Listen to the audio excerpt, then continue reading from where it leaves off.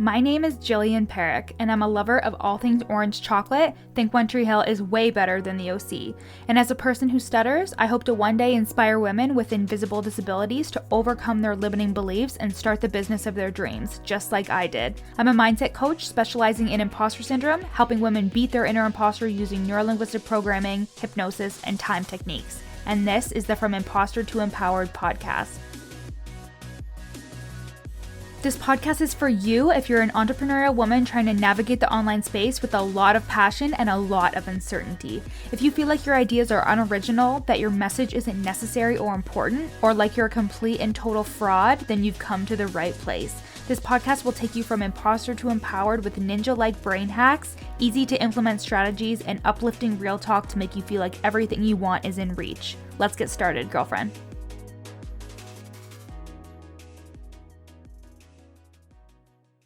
Hey everybody, welcome back to the From Imposter to Empowered podcast. Today we have another guest interview. So like I told you guys when I did Jacqueline's episode, I recorded about 3 guest interviews back in September, and oh my god, Audacity and Zoom and all that shit, I didn't have the time to convert them into something that I could use in Audacity. So when I hired my VA in January, she was able to do that easily for me. I probably could have done it too. I just literally did not have the energy and I just didn't want to do it. So now all those episodes are coming out. And this one is with Sascha Fogel. And Sasha is a career strategist and coach helping ambitious and driven women design a career that they love and take control of the process. We had such a great talk talking all about imposter syndrome and how she has come to be where she is today. And I just know that you guys will love this episode. So sit back, relax, and enjoy. So thank you, everybody. Welcome back to the From Imposter to Empowered podcast. We are talking to Sascha Fogel today, who is a career strategist and coach. So thank you so much for being on the show, Sascha. Well, I am so happy to be here. It's really exciting and it's good to meet you. It's good to meet you too. So tell us your story, who you are, what you do, and how you got into entrepreneurship. Wow, that's a long story. I'm Danish. I live in Amsterdam, the Netherlands, and I'm married to a Brit from London. Oh. So I am a multi-cultured person, if you can say it that way. I've lived in Denmark my entire life, Copenhagen. And when I was 24, when I was a child, I moved to America, but then I came back and then I moved to America again when I was 24 because I wanted to have a corporate lifestyle and I wanted to find out what I wanted to do with my life. And I felt extremely stuck. And being very multi-passionate and being fascinated by the advertising industry, I thought that getting a degree within advertisement and media was the right way to go. Little did I know that that was not exactly the right way for me or the right career for me. So I pitched an idea to a web agency in New York City, and they flew me over for an interview and I left with a contract. And at that time I was like, you know what, this is really, you know what, when you put your mind to it and you make a plan, you can get there, you know? Yeah. So that's basically how I got started. And then something really crazy happened during my internship. I met Oprah. I didn't meet Oprah Winfrey. That would be a lie. But I was asked to design for her as my first gig, and it was empowerment postcards for women who was learning to use the internet, because this was back in 99, 2000. So it was when the internet was still infant, if you can say it that way.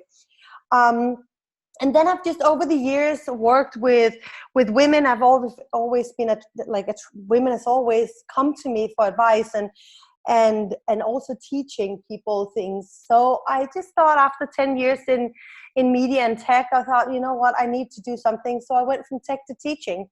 And I got my second degree as a regular high school teacher.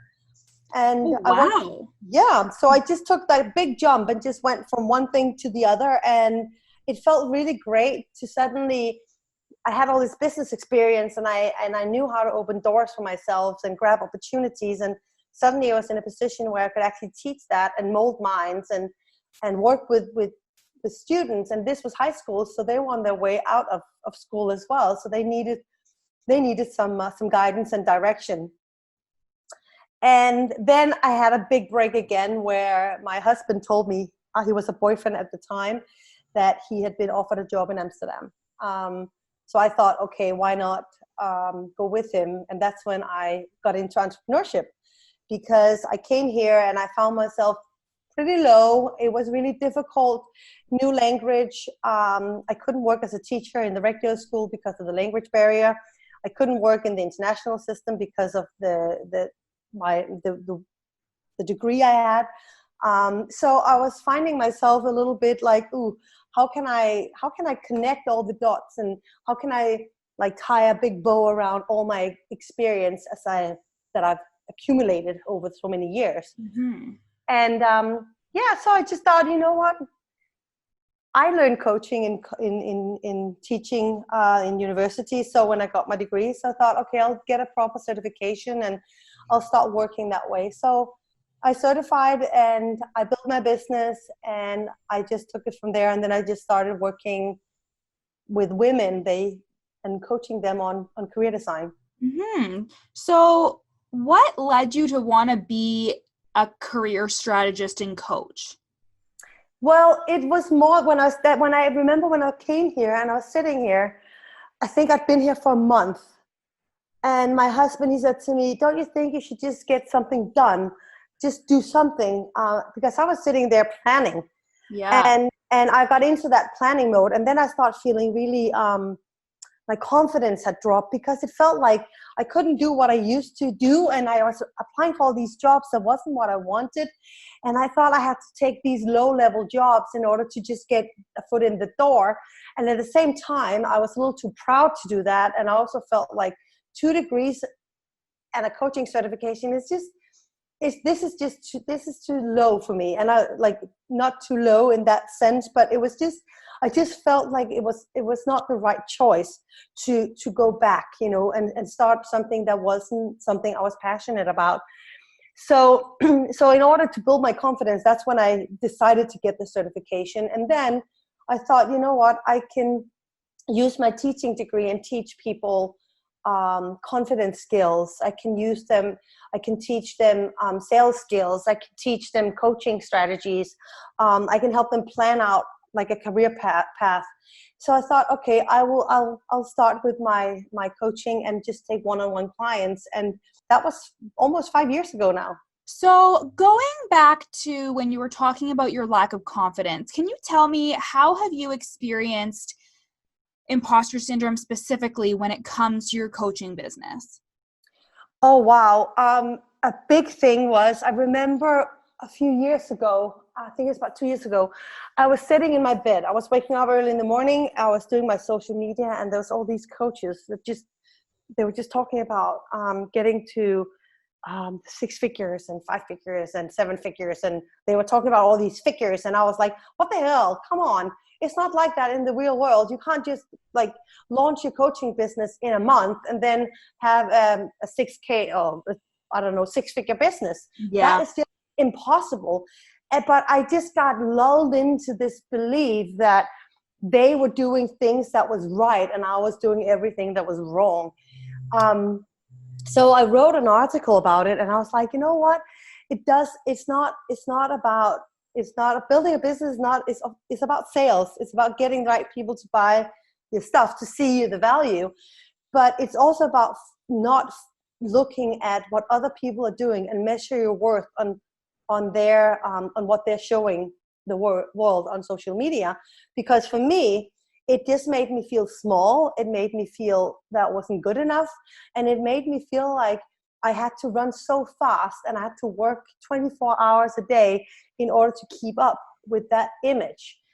And that's how imposter syndrome came out for me in that sense. I've also felt imposter syndrome in terms of my corporate career. Felt it like I wasn't good enough, even though I've done things for 10 years and I was a master of it. I could do it well and I could do it in my sleep. I suddenly started feeling like I wasn't good enough because I saw other people doing something that was good for them, but that style was just not my style. I would do it differently. So it comes up. It comes up, but mostly when I'm new at something. Yeah. And like, I feel like with social media, sometimes you're seeing so many people doing so many different things, and we forget that we're seeing their highlight reel. So we forget that we're seeing all the good things that they're doing, and it can actually make us feel really crappy about where we're at. Exactly. Yeah, definitely. And I think that it's so important to look at that image and also see, well, like my Instagram, for example, it's really pretty. Like it's a pretty Instagram. It's very pretty. Yep. Yeah, I've nailed it down, but that's because I have a graphic design degree. I know how to do graphics. It's something I can do myself. But that doesn't mean that, like, I want my business, and I've always wanted this way. I want to be an empower. So I want to make sure that the women that come in contact with me, that they feel uplifted and positive, and they feel like they've gotten something from me that they can use moving forward, regardless of being a client or not. And that's how I believe I built my my Instagram. That's how I feel myself. That's what is signals. Do you call it signals? Signals? In English, is it called a signal, or what is it called? I don't even know. So yeah, so that's what I wanted to show people. So when they come on my profile or on my website or in contact with me, they get this consistent feeling of it's honest and it's not, I'm a 7-figure business or a 6-figure business. I love that. I'm a small entrepreneur. I struggle just as much as anyone. I just have a few techniques I can use to make it a little bit easier for myself. Yes, definitely. I love that.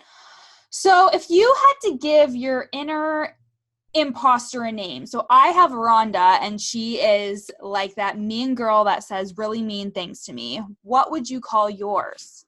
Oh, wow. Yeah, I saw your question on that, and I'm like, oh my God, what do I call her? I think, I don't know. I think I might call her Carmen. Carmen, interesting.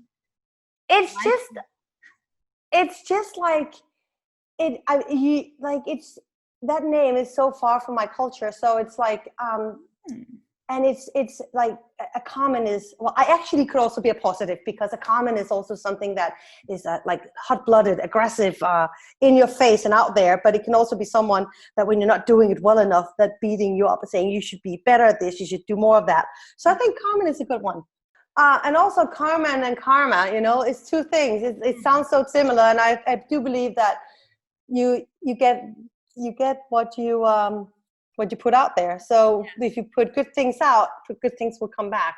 So what's the one thing you wish you knew before you started your coaching business?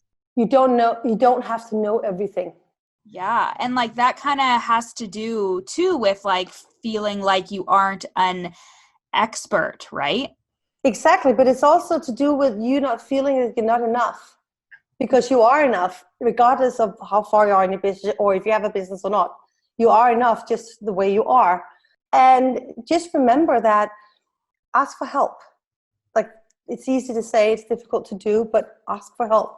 Yeah, I definitely feel like people, I think what stops them in the beginning is having to invest in help and losing that control. I think a lot of people start their own businesses because they want control of their income, they want control of their life, but then they realize that, oh my God, I can't do all of the things. And if they were to relinquish some of that control, it can be super hard for some people. I think you're right about that. And it was also hard for me to give up control. And I just did something I've had a lot of coaches myself over time. Yep. I've always been good at investing in stuff like that, because I always found it very important to have people help you light up the dark spots in your brain where you couldn't get yourself. And that's basically what a coach does, right? I love that. You just like shine a light on the corners of the mind where your client is basically unable to go on their own. So I've always had coaches, and recently I've hired a business coach. So I was like terrified. My imposter came up again. I was stewing on her contract, even though I said yes. I was stewing on her contract for over a week, and I was like, oh my God, this is not good. I'm gonna go broke. It was so scary, because what if she's going to take me to the places I want to go? And I was like, okay, I need to make a decision. I can't keep her waiting. And I was so stressed out. And I was like, okay, what's the worst thing that can happen? And then I talked to a friend of mine recently, she's a therapist, and she said to me, listen, you are doing exactly what you're doing. What do you call it? You're standing in your own way. You're getting in your own way because of fear of something new and something bigger. And I was like, okay, I'm not going to let that stand in my way. So I just signed the contract and sent it off. I was like, okay, now here we go. So, but yeah, it's so important to invest in yourself and in your learning. And if you can't get help by asking friends or family or a manager or whoever you are, whoever is around you, try to figure out who can help you within your budget. I don't necessarily believe you have to choose a coach that has the longest experience or the highest prices, because the prices is not going to make them better. What's going to make them good is the chemistry, because you're going to put your trust in them. So if you had to name your highest self, what would you call her? Well, I would have to say Sassy. Sassy. Oh, so cute. It was my nickname when I was a child. They called me Sassy when I was sweet. They called me Sassy when I was naughty. They called me Sassy when they were calling me. And then in my adult life, I didn't use it much. And then when I started my business, I was like, okay, what's business name should I choose? And I didn't want to go with I wanted to go with something personal. I didn't want to use my name at the start of my business. She makes me confident. Yeah. Because when I look at pictures taken from the day when I signed signed up my business, and my first images that was taken for my business immediately after, I was so confident and I was so sassy, and I was just the image of what I wanted to be, hopeful and new. And when I keep recalling that, it's kind of how it makes me feel when I'm, like when I feel a little imposter coming out. I am obsessed with that. Sassy. I love it so much. Okay, well, I think we're at the end of the question. So where can we find you? Okay, so you can find me almost anywhere. I'm on LinkedIn, and you can find me by searching for Sascha Fogel. You can also find me on Instagram, and it's also Sascha Fogel. You can find me on Facebook. It's also Sascha Fogel.